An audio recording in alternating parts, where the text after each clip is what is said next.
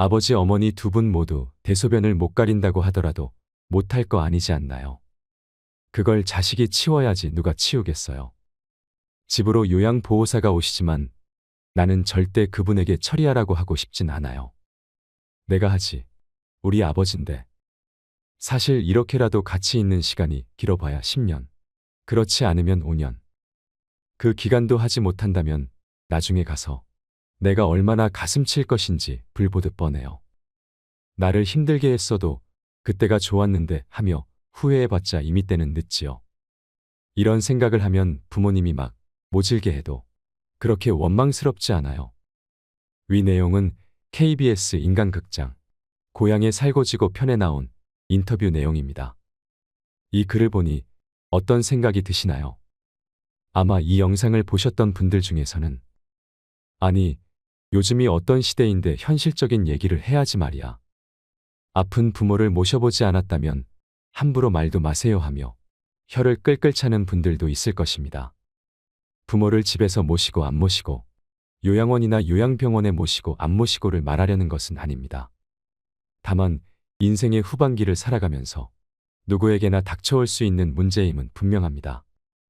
영상을 다 보신 후 여러분의 소중한 의견을 들려주세요.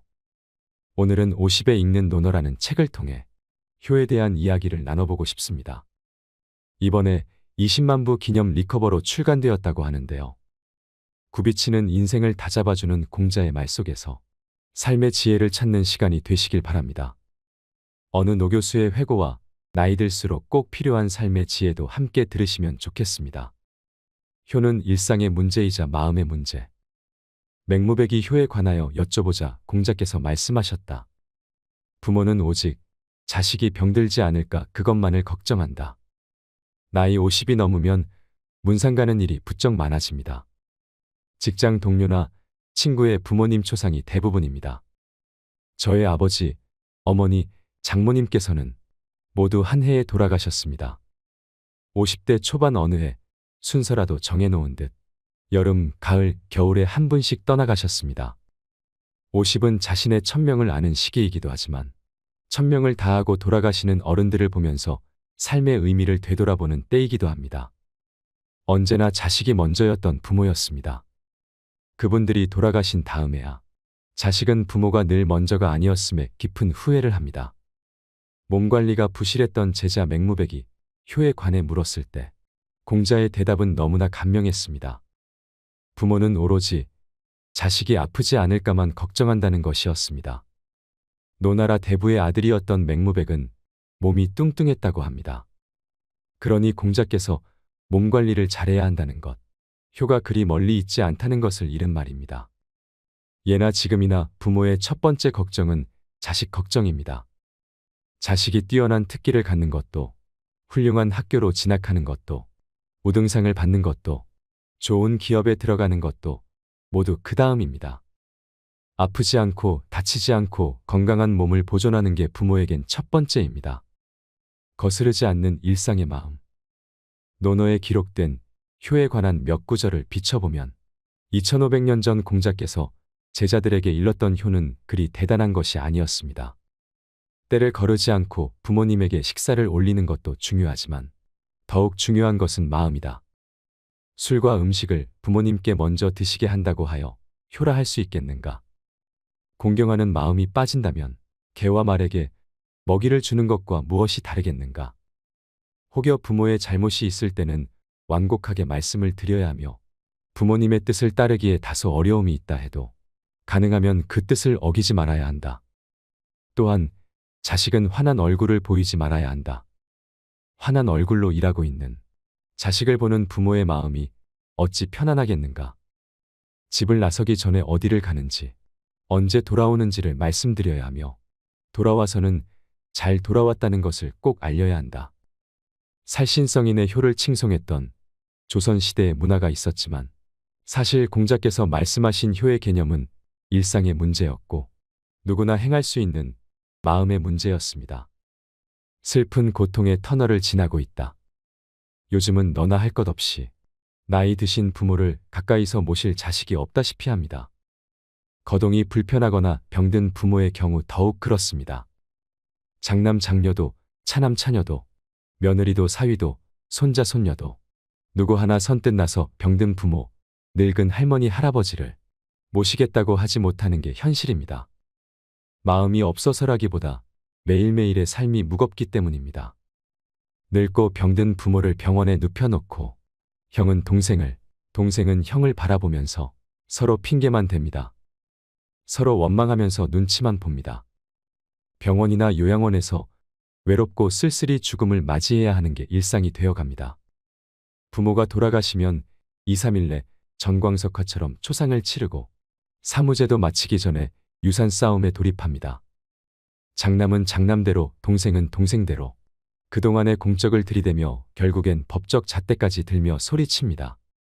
부모와 이별한 슬픔이 채 가시기도 전에 형제자매들과의 이별 아닌 이별이 시작됩니다. 남보다 더한 깊은 애증의 상처가 터진 후에야 잠잠해집니다. 부모도 잃고 형제도 잃으며 그렇게 50대가 넘어갑니다. 적지 않은 50대가 이 슬픈 고통의 터널을 통과하고 있습니다. 전설처럼 되어버렸지만 조선 후기까지만 해도 많은 이가 거행했던 3년상의 유래를 얼마나 알고 있는가요? 논어에서 공자와 제자의 대화를 통해 이렇게 전합니다. 3년상은 기간이 너무 깁니다. 군자가 3년 동안 예를 행하지 않으면 예가 파괴될 것이고 3년 동안 음악 연주를 하지 않으면 음악이 무너질 것입니다. 묵은 곡식이 다 없어지고 핵곡식이 등장하며 나무에 구멍을 뚫고 마찰하여 새로운 불을 얻게 되는 기간이니 일주기가 지나면 복상을 그만두어도 될 것입니다. 공자께서 3년이 지나기 전에 쌀밥을 먹고 속옷을 입는 것이 너에게는 편안하냐라고 되물었습니다. 제아가 편안하다고 대답하자 공자께서 내가 편안하면 그렇게 하여라. 대체로 군자는 상중에 있으면 맛있는 음식을 먹어도 맛이 없고 음악을 들어도 즐겁지 않으며 집안에 가만히 있어도 편안하지 않기 때문에 그렇게 하지 않는 것이다. 이제 내가 편안하다면 그렇게 하여라라고 하셨습니다. 제아가 나가자 공자께서 말했습니다. 제아는 어질지 못하구나. 자식이 태어나서 3년이 지난 연후에 부모의 품에서 벗어나게 되기에 대체로 3년상은 천하의 공통적인 상례이거늘 제아는 태어나 3년 동안 부모에게 사랑을 받지 않았단 말인가. 명심보감에도 이런 대목이 반복적으로 등장합니다. 어린 자식의 똥오줌은 마음에 전혀 거리낌이 없으면서 늙은 부모님의 눈물과 침이 떨어지면 도리어 미워하고 싫어하는 마음을 갖는데 육척 그대의 몸은 어디에서 나왔는가? 아버지의 정기와 어머니의 피로 그대의 몸이 만들어진 것인즉 그대에게 권하노니 늙어가는 부모님을 공경하고 대접하라. 젊었을 때 그댈 위해 살과 뼈가 닳았느니라. 내 부모도 마음대로 봉양하지 못하는 현실이 안타깝지만 더 가슴을 아프게 하는 것은 그 현실을 그냥 받아들인다는 사실입니다. 인생의 정답은 없습니다. 강요하고 강요받는 효는 더 이상 효가 아니지요. 어쩌면 우리 인생은 보일 듯 말 듯 가물거리는 잡힐 듯 말 듯 멀어져 가는 그 길을 걸어가는 나그네인 것은 아닐까요? 얼마나 더 살게 될지 모르지만 그렇다고 손 놓고 인생의 마지막 날만 기다리는 것은 좋은 방법이 아닐 것입니다. 다만 조금이라도 더 후회 없도록 살아가는 것이 우리가 할 수 있는 최선일지도 모르겠습니다. 50에 읽는 논어의 저자가 쓴 글이 인상 깊어서 가져왔습니다. 여러분도 많이 공감하실 거라고 생각합니다. 들으시면서 지나온 세월을 떠올려 보세요. 방황하는 50은 공허하다. 나만 잘하면 되고, 나만 똑똑하면 되고, 나만 성실하면 된다고 생각했기에 그렇게 살고자 노력했습니다. 그러다 보니 사람들은 모두 남이 되었습니다. 직장에서도 가정에서도 거의 남이 되었습니다. 50의 바다에 홀로 남은 섬이 되었습니다. 쉼없이 달리면 먼저 도착할 줄 알았습니다. 먼저 도착하면 더 많이 쉴 수 있고 더 즐거운 삶이 기다리고 있는 줄 알았습니다. 달리기를 멈출 수 없었습니다. 50이 되어 인생은 쉼없이 달리는 게임이 아니라는 걸 알았습니다. 죽도록 일해도 빚이 없는 인생이기가 쉽지 않았기에 인생은 속도가 아니라 방향이 더 중요하다는 걸 실감했습니다. 공자께서는 40의 세상의 흔들림으로부터 벗어나 부록이 되셨다는데 2500년 전 사람들보다 훨씬 똑똑하다는 우리는 어찌하여 50, 60이 되도록 먹고 사는 문제조차 벗어나지 못하는 걸까요? 똘똘한 집 한 채에 인생이 걸려 제대로 된 취미 생활 하나 못하면서도 열심히 살아왔다고 말하는 자신이 미워집니다. 노후에는 숨막히게 달려왔던 경쟁의 속도를 줄이고 인생 후반 목표와 함께 균형 잡힌 삶, 주도적인 삶, 성숙한 삶, 공감하는 삶을 생각해야 할 시간입니다. 혹여 지금까지의 삶이 마음에 들지 않는다면 그 이유가 나였는지 아니면 타인이나 외부 조건에 있었는지 찾아야 합니다. 혹여 지금 누군가를 원망하고 있다면 타인에게서 원인을 찾고 싶기 때문이며 핑계를 대고 싶다면 자신이 약해졌기 때문입니다. 내려가는 길은 쉽습니다. 등산도 공부도 사업도 인생도 마찬가지입니다. 지금부터는 내가 하지 않으면 단 한 발도 나가지 못합니다. 내가 풀지 않으면 바로 주저앉아야 합니다. 나이 들어도 포기하지 않아야 하는 이유입니다. 2500년 이상 내려오면서 논어만큼 많은 사람에게 큰 영향을 준 책도 없습니다. 고대로부터 지금까지 사람들은 논어를 읽고 인생을 바꿨습니다.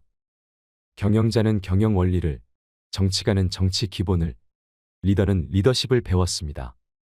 인생을 묻는 이에게는 담대한 삶의 원리를 알려줬습니다. 나이 50의 논어를 읽고 인생이 쉽게 바뀔 거라면 애초에 흔들리지도 않았을 것입니다. 하지만 논어가 논어로 끝나는 게 아닌 논어에서 실천 전략과 변화의 실마리를 끌어낸다면 그때 논어는 전혀 다른 논어가 될 것입니다. 인생의 후반전은 특별합니다. 이제부터 하는 변화가 진짜 변화, 지금 하는 선택이 진짜 선택이기 때문입니다. 인생 전반이야 여러 제약 때문에 내 마음대로 살 수 없었다는 핑계라도 될 수 있지만 인생 후반은 다릅니다. 스스로 목표를 세우지 않으면 다른 누군가가 정해준 대로 살아야 합니다. 인생 후반은 잘해도 내 탓, 못해도 내 탓입니다. 처음이라서 미숙해서라는 핑계를 대기가 어렵습니다. 그러니 지금까지의 삶이 마음에 들지 않았다면 이제는 다른 방법을 써야 합니다. 꺾이지 않을 꿈과 흔들리지 않는 뜻을 세워야 할 때입니다. 뜻이 부족해서이지 단연코 남은 시간이 부족하지는 않습니다. 눈치나 조건을 살필 필요가 없습니다. 인생의 마지막 변화나 선택이 될지도 모르기 때문입니다. 20의 미숙함, 30의 치열함, 40의 흔들림도 줄어든 50은 일관성 있는 일을 시작하기에 좋은 나이입니다. 50은 자기 자신만 생각해도 욕먹지 않을 나이입니다. 수천 년을 이어온 후회와 아쉬움의 고리를 끊는 공자의 가르침은 간절함이었습니다. 주체적인 삶을 영위하지 못하는 건 방법이 없어서가 아니라 목표가 없기 때문입니다. 50이 가장 적당한 때입니다. 그러니 해결할 수 없는 문제는 덮어두고 해결할 수 있는 문제에 집중해야 합니다.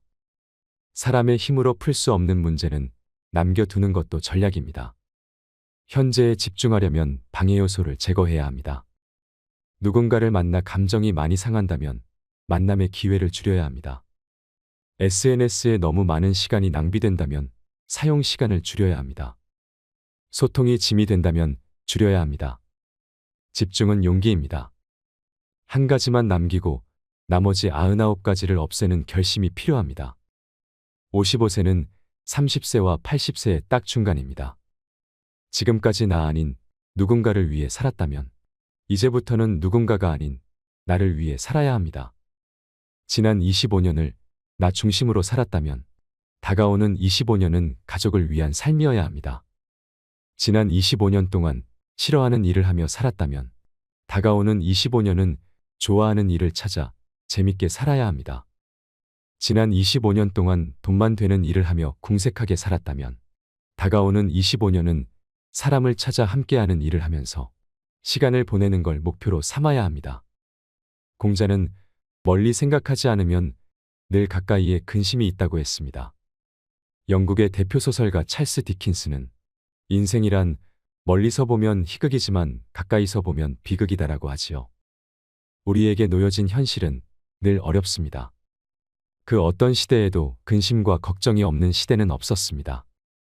왕이나 백성도, 부자나 빈자나, 자식이 많은 집안이나 자식이 없는 집안이나 근심 걱정이 없던 때는 없었습니다. 하지만 그럼에도 우리가 힘을 내서 살아가는 것은 내가 가진 목표와 미래와 희망 때문일 것입니다. 이 세 가지를 마음속 깊숙이 담으세요. 그리고 어떤 어려움과 고통 속에 놓이더라도 그 마음을 잊고 살지 마시길 바랍니다. 목표와 미래와 희망이 여러분을 더 행복하게 만들 것입니다. 더욱더 지혜로운 노년을 살아가시길 바랍니다. 마지막으로 어느 노교수의 회고를 듣겠습니다. 어느 노교수의 회고. 나는 존경과 박수를 받으며 60대 초반에 자랑스럽게 은퇴했지만 90세가 되었을 때 후회의 눈물을 흘렸다. 지난 30년의 삶이 한없이 부끄럽고 후회스럽기 때문이었다. 60 이후의 인생을 마치 덤으로 살았던 희망 없는 시간이 30년이나 지속되었기 때문이다. 퇴직할 때 앞으로 30년을 더 살 수 있다고 생각했다면 정말 이렇게 살지는 않았을 것이다. 이상으로 인생 철학이었습니다. 철학이 있는 당신의 삶을 응원합니다. 아버지 어머니 두 분 모두 대소변을 못 가린다고 하더라도 못할 거 아니지 않나요? 그걸 자식이 치워야지 누가 치우겠어요. 집으로 요양보호사가 오시지만 나는 절대 그분에게 처리하라고 하고 싶진 않아요. 내가 하지. 우리 아버지인데. 사실 이렇게라도 같이 있는 시간이 길어봐야 10년. 그렇지 않으면 5년. 그 기간도 하지 못한다면 나중에 가서 내가 얼마나 가슴 칠 것인지 불보듯 뻔해요. 나를 힘들게 했어도 그때가 좋았는데 하며 후회해봤자 이미 때는 늦지요. 이런 생각을 하면 부모님이 막 모질게 해도 그렇게 원망스럽지 않아요. 위 내용은 KBS 인간극장 고향에 살고 지고 편에 나온 인터뷰 내용입니다. 이 글을 보니 어떤 생각이 드시나요? 아마 이 영상을 보셨던 분들 중에서는 아니, 요즘이 어떤 시대인데 현실적인 얘기를 해야지 말이야. 아픈 부모를 모셔보지 않았다면 함부로 말도 마세요 하며 혀를 끌끌 차는 분들도 있을 것입니다. 부모를 집에서 모시고 안 모시고 요양원이나 요양병원에 모시고 안 모시고를 말하려는 것은 아닙니다. 다만 인생의 후반기를 살아가면서 누구에게나 닥쳐올 수 있는 문제임은 분명합니다. 영상을 다 보신 후 여러분의 소중한 의견을 들려주세요. 오늘은 50에 읽는 논어라는 책을 통해 효에 대한 이야기를 나눠보고 싶습니다. 이번에 20만 부 기념 리커버로 출간되었다고 하는데요. 굽이치는 인생을 다잡아주는 공자의 말 속에서 삶의 지혜를 찾는 시간이 되시길 바랍니다. 어느 노교수의 회고와 나이 들수록 꼭 필요한 삶의 지혜도 함께 들으시면 좋겠습니다. 효는 일상의 문제이자 마음의 문제. 맹무백이 효에 관하여 여쭤보자 공자께서 말씀하셨다. 부모는 오직 자식이 병들지 않을까 그것만을 걱정한다. 나이 50이 넘으면 문상 가는 일이 부쩍 많아집니다. 직장 동료나 친구의 부모님 초상이 대부분입니다. 저의 아버지, 어머니, 장모님께서는 모두 한 해에 돌아가셨습니다. 50대 초반 어느 해 순서라도 정해놓은 듯 여름, 가을, 겨울에 한 분씩 떠나가셨습니다. 50은 자신의 천명을 아는 시기이기도 하지만 천명을 다하고 돌아가시는 어른들을 보면서 삶의 의미를 되돌아보는 때이기도 합니다. 언제나 자식이 먼저였던 부모였습니다. 그분들이 돌아가신 다음에야 자식은 부모가 늘 먼저가 아니었음에 깊은 후회를 합니다. 몸 관리가 부실했던 제자 맹무백이 효에 관해 물었을 때 공자의 대답은 너무나 감명했습니다. 부모는 오로지 자식이 아프지 않을까만 걱정한다는 것이었습니다. 노나라 대부의 아들이었던 맹무백은 몸이 뚱뚱했다고 합니다. 그러니 공자께서 몸 관리를 잘해야 한다는 것, 효가 그리 멀리 있지 않다는 것을 잃은 말입니다. 예나 지금이나 부모의 첫 번째 걱정은 자식 걱정입니다. 자식이 뛰어난 특기를 갖는 것도, 훌륭한 학교로 진학하는 것도, 우등상을 받는 것도, 좋은 기업에 들어가는 것도 모두 그 다음입니다. 아프지 않고 다치지 않고 건강한 몸을 보존하는 게 부모에겐 첫 번째입니다. 거스르지 않는 일상의 마음. 논어에 기록된 효에 관한 몇 구절을 비춰보면 2500년 전 공자께서 제자들에게 일렀던 효는 그리 대단한 것이 아니었습니다. 때를 거르지 않고 부모님에게 식사를 올리는 것도 중요하지만 더욱 중요한 것은 마음이다. 술과 음식을 부모님께 먼저 드시게 한다고 하여 효라할 수 있겠는가? 공경하는 마음이 빠진다면 개와 말에게 먹이를 주는 것과 무엇이 다르겠는가? 혹여 부모의 잘못이 있을 때는 완곡하게 말씀을 드려야 하며 부모님의 뜻을 따르기에 다소 어려움이 있다 해도 가능하면 그 뜻을 어기지 말아야 한다. 또한 자식은 환한 얼굴을 보이지 말아야 한다. 환한 얼굴로 일하고 있는 자식을 보는 부모의 마음이 어찌 편안하겠는가? 집을 나서기 전에 어디를 가는지, 언제 돌아오는지를 말씀드려야 하며 돌아와서는 잘 돌아왔다는 것을 꼭 알려야 한다. 살신성인의 효를 칭송했던 조선시대의 문화가 있었지만 사실 공자께서 말씀하신 효의 개념은 일상의 문제였고 누구나 행할 수 있는 마음의 문제였습니다. 슬픈 고통의 터널을 지나고 있다. 요즘은 너나 할 것 없이 나이 드신 부모를 가까이서 모실 자식이 없다시피 합니다. 거동이 불편하거나 병든 부모의 경우 더욱 그렇습니다. 장남 장녀도 차남 차녀도 며느리도 사위도 손자 손녀도 누구 하나 선뜻 나서 병든 부모, 늙은 할머니 할아버지를 모시겠다고 하지 못하는 게 현실입니다. 마음이 없어서라기보다 매일매일의 삶이 무겁기 때문입니다. 늙고 병든 부모를 병원에 눕혀놓고 형은 동생을, 동생은 형을 바라보면서 서로 핑계만 댑니다. 서로 원망하면서 눈치만 봅니다. 병원이나 요양원에서 외롭고 쓸쓸히 죽음을 맞이해야 하는 게 일상이 되어갑니다. 부모가 돌아가시면 2, 3일 내 전광석화처럼 초상을 치르고 사무제도 마치기 전에 유산 싸움에 돌입합니다. 장남은 장남대로, 동생은 동생대로 그동안의 공적을 들이대며 결국엔 법적 잣대까지 들며 소리칩니다. 부모와 이별한 슬픔이 채 가시기도 전에 형제자매들과의 이별 아닌 이별이 시작됩니다. 남보다 더한 깊은 애증의 상처가 터진 후에야 잠잠해집니다. 부모도 잃고 형제도 잃으며 그렇게 50대가 넘어갑니다. 적지 않은 50대가 이 슬픈 고통의 터널을 통과하고 있습니다. 전설처럼 되어버렸지만 조선 후기까지만 해도 많은 이가 거행했던 3년상의 유래를 얼마나 알고 있는가요? 논어에서 공자와 제자의 대화를 통해 이렇게 전합니다. 3년상은 기간이 너무 깁니다. 군자가 3년 동안 예를 행하지 않으면 예가 파괴될 것이고 3년 동안 음악 연주를 하지 않으면 음악이 무너질 것입니다. 묵은 곡식이 다 없어지고 핵곡식이 등장하며 나무에 구멍을 뚫고 마찰하여 새로운 불을 얻게 되는 기간이니 일주기가 지나면 복상을 그만두어도 될 것입니다. 공자께서 3년이 지나기 전에 쌀밥을 먹고 속옷을 입는 것이 너에게는 편안하냐라고 되물었습니다. 제아가 편안하다고 대답하자 공자께서 내가 편안하면 그렇게 하여라. 대체로 군자는 상중에 있으면 맛있는 음식을 먹어도 맛이 없고 음악을 들어도 즐겁지 않으며 집안에 가만히 있어도 편안하지 않기 때문에 그렇게 하지 않는 것이다. 이제 내가 편안하다면 그렇게 하여라라고 하셨습니다.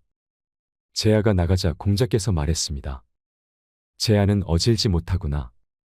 자식이 태어나서 3년이 지난 연후에 부모의 품에서 벗어나게 되기에 대체로 3년상은 천하의 공통적인 상례이거늘 제아는 태어나 3년 동안 부모에게 사랑을 받지 않았단 말인가. 명심보감에도 이런 대목이 반복적으로 등장합니다. 어린 자식의 똥오줌은 마음에 전혀 거리낌이 없으면서 늙은 부모님의 눈물과 침이 떨어지면 도리어 미워하고 싫어하는 마음을 갖는데 육척 그대의 몸은 어디에서 나왔는가? 아버지의 정기와 어머니의 피로 그대의 몸이 만들어진 것인즉 그대에게 권하노니 늙어가는 부모님을 공경하고 대접하라.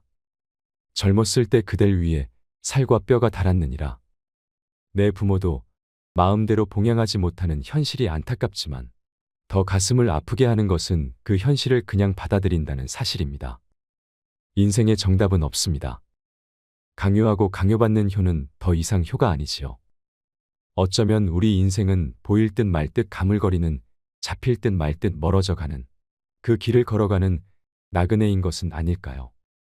얼마나 더 살게 될지 모르지만 그렇다고 손 놓고 인생의 마지막 날만 기다리는 것은 좋은 방법이 아닐 것입니다. 다만 조금이라도 더 후회 없도록 살아가는 것이 우리가 할 수 있는 최선일지도 모르겠습니다. 50에 읽는 논어의 저자가 쓴 글이 인상 깊어서 가져왔습니다. 여러분도 많이 공감하실 거라고 생각합니다. 들으시면서 지나온 세월을 떠올려 보세요. 방황하는 50은 공허하다. 나만 잘하면 되고, 나만 똑똑하면 되고, 나만 성실하면 된다고 생각했기에 그렇게 살고자 노력했습니다. 그러다 보니 사람들은 모두 남이 되었습니다. 직장에서도 가정에서도 거의 남이 되었습니다. 50의 바다에 홀로 남은 섬이 되었습니다. 쉼없이 달리면 먼저 도착할 줄 알았습니다. 먼저 도착하면 더 많이 쉴 수 있고 더 즐거운 삶이 기다리고 있는 줄 알았습니다. 달리기를 멈출 수 없었습니다. 50이 되어 인생은 쉼없이 달리는 게임이 아니라는 걸 알았습니다. 죽도록 일해도 빚이 없는 인생이기가 쉽지 않았기에 인생은 속도가 아니라 방향이 더 중요하다는 걸 실감했습니다. 공자께서는 40의 세상의 흔들림으로부터 벗어나 부록이 되셨다는데 2500년 전 사람들보다 훨씬 똑똑하다는 우리는 어찌하여 50, 60이 되도록 먹고 사는 문제조차 벗어나지 못하는 걸까요? 똘똘한 집 한 채에 인생이 걸려 제대로 된 취미 생활 하나 못하면서도 열심히 살아왔다고 말하는 자신이 미워집니다. 노후에는 숨막히게 달려왔던 경쟁의 속도를 줄이고 인생 후반 목표와 함께 균형 잡힌 삶, 주도적인 삶, 성숙한 삶, 공감하는 삶을 생각해야 할 시간입니다. 혹여 지금까지의 삶이 마음에 들지 않는다면 그 이유가 나였는지 아니면 타인이나 외부 조건에 있었는지 찾아야 합니다. 혹여 지금 누군가를 원망하고 있다면 타인에게서 원인을 찾고 싶기 때문이며 핑계를 대고 싶다면 자신이 약해졌기 때문입니다. 내려가는 길은 쉽습니다. 등산도 공부도 사업도 인생도 마찬가지입니다. 지금부터는 내가 하지 않으면 단 한 발도 나가지 못합니다. 내가 풀지 않으면 바로 주저앉아야 합니다. 나이 들어도 포기하지 않아야 하는 이유입니다. 2500년 이상 내려오면서 논어만큼 많은 사람에게 큰 영향을 준 책도 없습니다. 고대로부터 지금까지 사람들은 논어를 읽고 인생을 바꿨습니다. 경영자는 경영 원리를, 정치가는 정치 기본을, 리더는 리더십을 배웠습니다. 인생을 묻는 이에게는 담대한 삶의 원리를 알려줬습니다. 나이 50의 논어를 읽고 인생이 쉽게 바뀔 거라면 애초에 흔들리지도 않았을 것입니다. 하지만 논어가 논어로 끝나는 게 아닌 논어에서 실천 전략과 변화의 실마리를 끌어낸다면 그때 논어는 전혀 다른 논어가 될 것입니다. 인생의 후반전은 특별합니다. 이제부터 하는 변화가 진짜 변화, 지금 하는 선택이 진짜 선택이기 때문입니다. 인생 전반이야 여러 제약 때문에 내 마음대로 살 수 없었다는 핑계라도 될 수 있지만 인생 후반은 다릅니다. 스스로 목표를 세우지 않으면 다른 누군가가 정해준 대로 살아야 합니다. 인생 후반은 잘해도 내 탓, 못해도 내 탓입니다. 처음이라서 미숙해서라는 핑계를 대기가 어렵습니다. 그러니 지금까지의 삶이 마음에 들지 않았다면 이제는 다른 방법을 써야 합니다. 꺾이지 않을 꿈과 흔들리지 않는 뜻을 세워야 할 때입니다. 뜻이 부족해서이지 단연코 남은 시간이 부족하지는 않습니다. 눈치나 조건을 살필 필요가 없습니다. 인생의 마지막 변화나 선택이 될지도 모르기 때문입니다. 20의 미숙함, 30의 치열함, 40의 흔들림도 줄어든 50은 일관성 있는 일을 시작하기에 좋은 나이입니다. 50은 자기 자신만 생각해도 욕먹지 않을 나이입니다. 수천 년을 이어온 후회와 아쉬움의 고리를 끊는 공자의 가르침은 간절함이었습니다. 주체적인 삶을 영위하지 못하는 건 방법이 없어서가 아니라 목표가 없기 때문입니다. 50이 가장 적당한 때입니다. 그러니 해결할 수 없는 문제는 덮어두고 해결할 수 있는 문제에 집중해야 합니다. 사람의 힘으로 풀 수 없는 문제는 남겨두는 것도 전략입니다. 현재에 집중하려면 방해 요소를 제거해야 합니다. 누군가를 만나 감정이 많이 상한다면 만남의 기회를 줄여야 합니다. SNS에 너무 많은 시간이 낭비된다면 사용 시간을 줄여야 합니다. 소통이 짐이 된다면 줄여야 합니다. 집중은 용기입니다. 한 가지만 남기고 나머지 99가지를 없애는 결심이 필요합니다. 55세는 30세와 80세의 딱 중간입니다. 지금까지 나 아닌 누군가를 위해 살았다면 이제부터는 누군가가 아닌 나를 위해 살아야 합니다. 지난 25년을 나 중심으로 살았다면 다가오는 25년은 가족을 위한 삶이어야 합니다. 지난 25년 동안 싫어하는 일을 하며 살았다면 다가오는 25년은 좋아하는 일을 찾아 재밌게 살아야 합니다. 지난 25년 동안 돈만 되는 일을 하며 궁색하게 살았다면 다가오는 25년은 사람을 찾아 함께하는 일을 하면서 시간을 보내는 걸 목표로 삼아야 합니다. 공자는 멀리 생각하지 않으면 늘 가까이에 근심이 있다고 했습니다. 영국의 대표 소설가 찰스 디킨스는 인생이란 멀리서 보면 희극이지만 가까이서 보면 비극이다라고 하지요. 우리에게 놓여진 현실은 늘 어렵습니다. 그 어떤 시대에도 근심과 걱정이 없는 시대는 없었습니다. 왕이나 백성도, 부자나 빈자나, 자식이 많은 집안이나 자식이 없는 집안이나 근심 걱정이 없던 때는 없었습니다. 하지만 그럼에도 우리가 힘을 내서 살아가는 것은 내가 가진 목표와 미래와 희망 때문일 것입니다. 이 세 가지를 마음속 깊숙이 담으세요. 그리고 어떤 어려움과 고통 속에 놓이더라도 그 마음을 잊고 살지 마시길 바랍니다. 목표와 미래와 희망이 여러분을 더 행복하게 만들 것입니다. 더욱더 지혜로운 노년을 살아가시길 바랍니다. 마지막으로 어느 노교수의 회고를 듣겠습니다. 어느 노교수의 회고. 나는 존경과 박수를 받으며 60대 초반에 자랑스럽게 은퇴했지만 90세가 되었을 때 후회의 눈물을 흘렸다. 지난 30년의 삶이 한없이 부끄럽고 후회스럽기 때문이었다. 60 이후의 인생을 마치 덤으로 살았던 희망 없는 시간이 30년이나 지속되었기 때문이다. 퇴직할 때 앞으로 30년을 더 살 수 있다고 생각했다면 정말 이렇게 살지는 않았을 것이다. 이상으로 인생 철학이었습니다. 철학이 있는 당신의 삶을 응원합니다.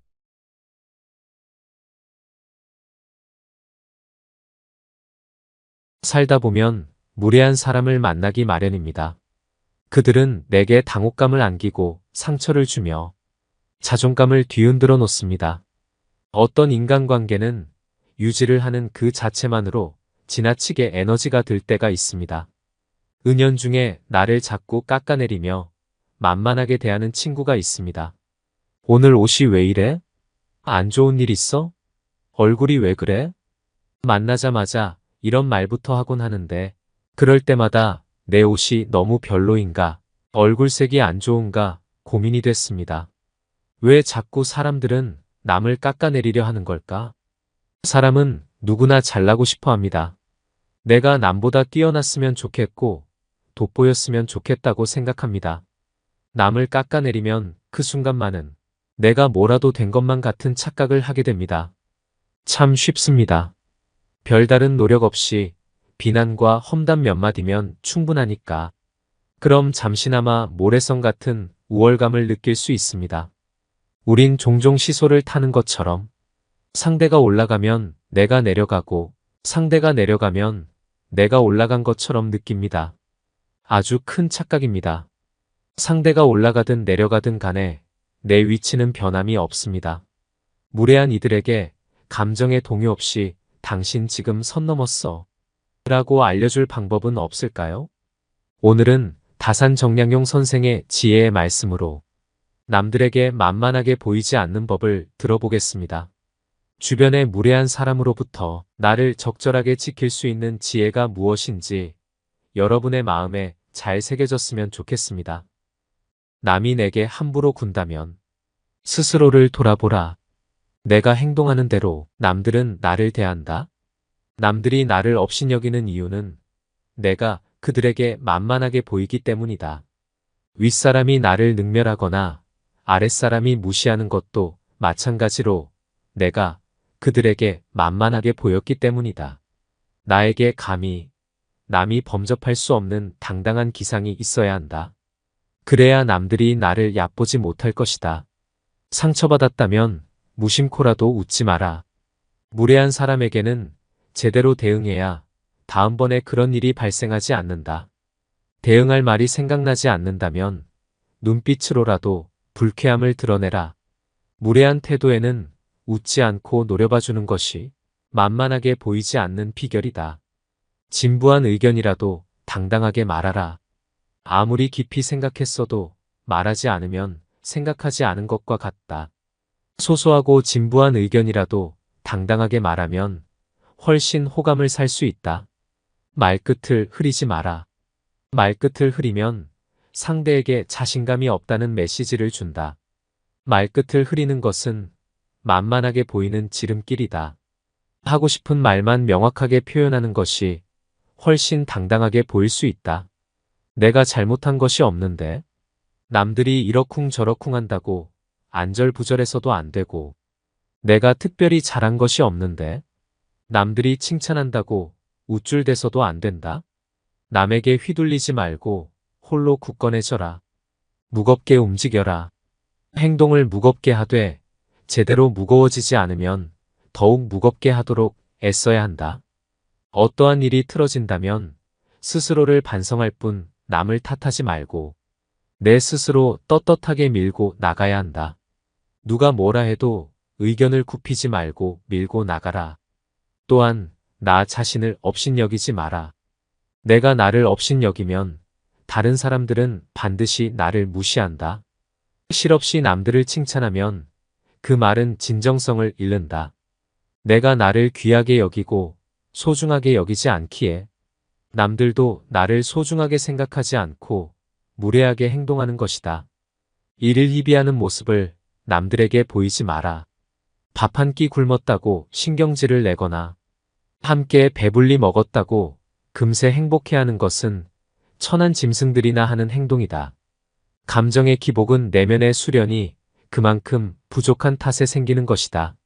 상황의 작은 변화에 이를 희비해서는 안 된다. 세상을 다 얻으냥 날뛰지 말고 세상이 다 끝난 듯 한숨 쉬지도 마라. 한치 앞을 내다보지 못한 채 들뜨거나 가라앉지 마라. 바람이 불어 흔들 수 있는 것은 물결의 표면뿐이다. 정작 깊은 물속은 거센 바람에도 미동조차 하지 않는다. 이처럼 매사에 이를 희비하지 않으며 깊은 속내를 지니고 경박함을 끊어라. 말과 생각을 맑게 하라. 좋은 말과 좋은 생각은 나를 더 나은 삶으로 이끌어줄 것이다. 사람이 자주 하는 말과 생각을 들어보면 그 사람을 알 수 있다. 항상 신중하게 생각하며 말을 해야 한다. 불만과 불평의 말을 계속하면 결국 나의 삶은 불평의 연속으로 이어질 것이며 좋은 생각과 말을 계속하면 나의 삶은 더욱더 풍요로워질 것이다. 유익하지 않은 말은 스스로 삼켜라. 어른의 말이란 100마디에 고민을 한마디로 삼키는 것이다. 하찮은 말들이 내 입안에 맴돌 때는 내 것이지만 입 밖에 나오는 순간 나를 휘두르는 주인이 된다. 나는 내가 한 말에 스스로 영향받으며 살아갈 수밖에 없다.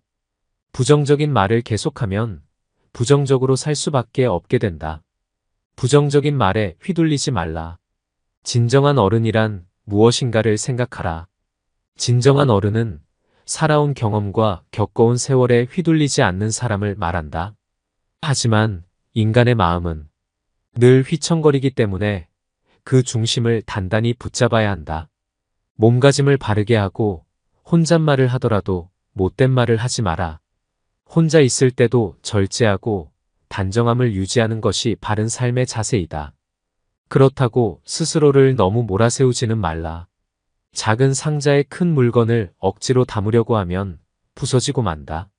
사람의 욕심도 마찬가지다. 좋은 말도 가려서 하고 충고도 살펴서 해라. 무심코 던진 한마디가 비수가 되어 박힌다. 생각 없이 한 행동이 걷잡을 수 없이 커진다. 말의 무게는 내가 생각하는 것보다 막중한 법이다. 그들은 너를 대접하고 마음으로 존경하게 될 것이니 가볍게 말하지 않아야 하는 법이다. 말과 행동이 사려 깊지 못해 원망을 사고 재앙을 부른다. 내가 뱉는 말이 나의 그릇이 된다. 그릇에 무엇을 담는가는 오롯이 나만의 몫이다. 자신이 한 말이나 약속에 대해 책임지지 않고 거짓말이나 이상한 소리를 늘어놓는 것은 군자의 행동이 아니다.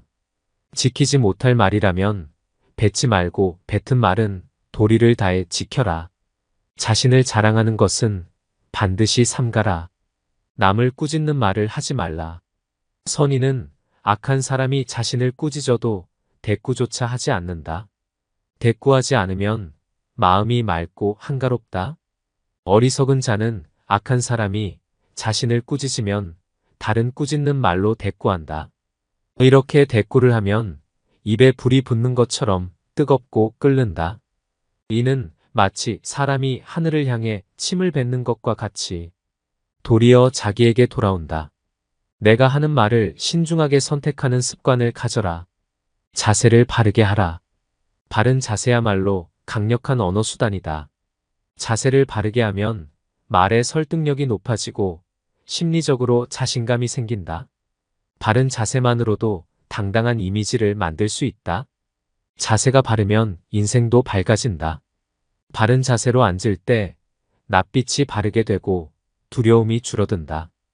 허리를 고추 세우고 앉으면 단전에서부터 정수리로 뜨거운 기운이 밀고 올라온다.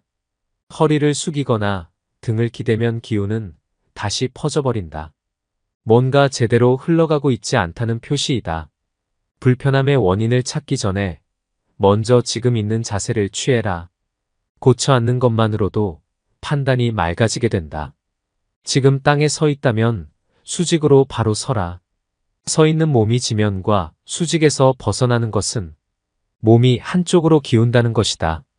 그렇게 되면 긴장과 경직이 초래된다. 자세를 바로 하라. 힘든 일이 있거나 마음이 괴로울 때도 바른 자세로 이겨내라. 자세는 몸과 마음의 상태를 대변한다. 호연지기를 길러라.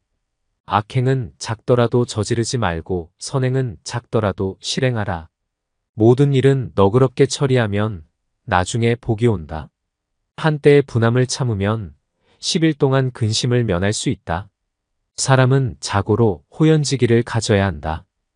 호연지기가 사라지면 그 사람의 인생은 그때부터 힘들어진다.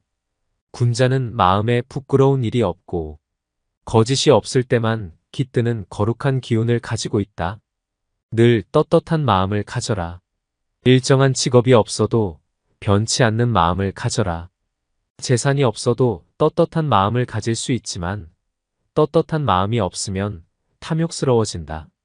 부귀영화는 인내와 근면에서 생기고 편안하고 즐거운 삶은 성실과 검소하면서 생긴다. 각자의 직분을 알고 맡은 일에 충실한 것이 근면의 시작이다. 근면함 속에 항심이 싹트고 이는 삶의 든든한 뒷심이다. 학문을 닫고 생각을 깊게 하여 옳은 것을 가려내는 것을 힘써 배워라. 그리고 배운 것을 바탕으로 확고한 신념을 가지고 꾸준히 노력해라. 덕은 갈고 닦아야만 쌓이고 복은 선행을 쌓아야만 얻을 수 있다. 선행을 쌓은 집안에는 반드시 경사스러운 일이 뒤따른다. 사람으로서 성현이 아니고서야 누가 허물이 없겠는가. 허물이 있더라도 능히 고쳐야만 더욱더 훌륭해진다. 자기 안의 화를 다스릴 수 있어야 한다. 사람은 누구나 감정의 폭발을 억누르기 어려운 때가 있다. 그러나 한 가지 확실한 것은 흥분해서 자제력을 잃으면 그 분노는 자기 몸을 망치는 도끼가 될 것임을 명심해야 한다. 흥분해서 자제력을 잃는다면 결코 그릇이 큰 사람이 되지 못하리라. 세상에 비스듬히 드러눕고 옆으로 삐딱하게 서고 아무렇게나 짓거리고 이리저리 굴리면서도 경건한 마음을 가질 수 있는 사람은 없다. 때문에 몸을 움직이는 것, 말하는 것, 얼굴빛을 바르게 하는 것, 이 세 가지가 살아가는 데 있어서 가장 먼저 마음을 기울여야 할 것들이다. 지금 나의 부족한 모습에 실망하였는가? 그럴 필요 없다. 탁월함이란 완성형이 아니라 완성을 향해 꾸준히 걸어가는 것이다. 진정한 어른이란 완성된 사람이 아니라 스스로 바른 사람이 되려고 최선을 다하는 존재이다. 바른 길에서 벗어나지 않으려고 날마다 몸부림치는 일 자체가 어른이라는 증거이다. 어른스러움이란 나답게 사는 것이다. 세월을 거스르려 하지 않고 세월에 따라잡히지도 않고 그 나이에 맞게 사는 것이다. 어른으로 사는 것의 최소한의 조건은 부끄러움을 아는 것이다. 성인이란 끊임없이 스스로 돌이켜 반성하며 나날이 형성되는 사람들이다. 광인이란 제 자신의 재주만 믿고 남탓만 하며 투덜거리다가 제풀에 지쳐 주저앉아 버리는 사람들이다. 마음의 귀를 기울일 줄 아는 사람이 부끄러움을 안다. 나의 모자란 점을 깨닫고 스스로 노력하는 것은 아무나 할 수 있는 일이 아니다. 혹시 그대가 보통보다 못한 사람이라는 생각이 든다면 전혀 그렇지 않다.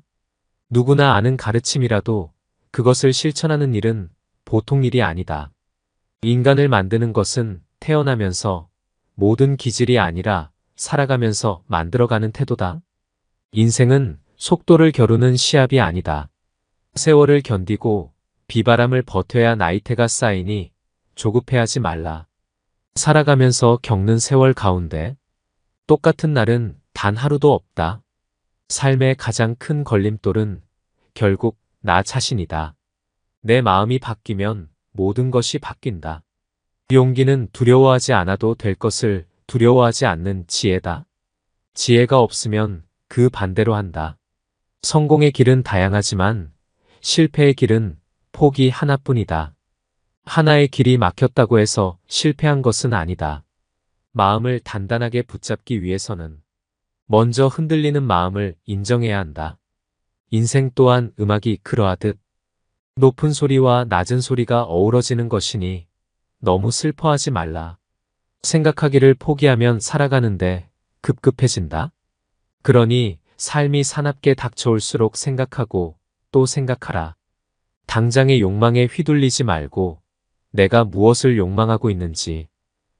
오늘 지혜의 말씀 어떠셨나요? 현대인들은 누구나 착한 사람 콤플렉스를 지니고 살아간다고 합니다. 저 역시도 그런 착한 사람 콤플렉스가 있어서 친구들 사이에서 호구라고 놀림을 당하기 일쑤입니다. 그냥 남들에게 싫은 소리 하느니 내가 손해보고 말지. 이런 마음으로 더럽고 치사해도 그냥 좋은 게 좋은 거라고 내가 손해보고 말았습니다. 하지만 내가 양보하고 배려하는 게 너무 당연한 것처럼 알고 이용하려는 사람을 보게 되면 그 사람이 너무 싫어집니다. 우리는 긍정의 말을 하는 것도 중요하지만 부정의 말을 제때 할 수 있는 연습도 필요합니다. 나 자신을 상처받게 하는 것이고 나의 정신 건강마저 해치는 것입니다. 정약용 선생은 구체적으로 어떤 형태의 인간관계 관리법과 처세술에 대해 말씀해 주십니다. 무례한 사람에게 문제가 되는 발언임을 상기시켜주는 것, 되물어서 상황을 객관화하는 것, 상대가 사용한 부적절한 단어를 그대로 사용해 들려주는 것, 무성의하게 반응하는 것. 인생엔 희노애락이 있다지만 인생의 종착지에 닿기까지 즐거운 날, 행복한 날보다 힘든 날이 더 많다고 합니다. 우리는 삶이 힘들고 어려울 때 삶의 내리막길로 간다고 표현합니다. 고된 삶의 내리막길에서도 정약용 선생의 말씀을 가슴에 새겨 인생 자체는 긍정적으로, 헛소리에는 단호하게 대처하시길 바랍니다. 애정 없는 비판에 일일이 상처받지 않으시길 소망합니다. 오늘 시작된 작은 변화가 결국은 인생을 바꿀 것입니다. 오늘도 노후의 지혜와 함께 해주셔서 감사드립니다. 황금빛으로 무르익어가는 여러분의 지혜로운 인생을 언제나 응원합니다.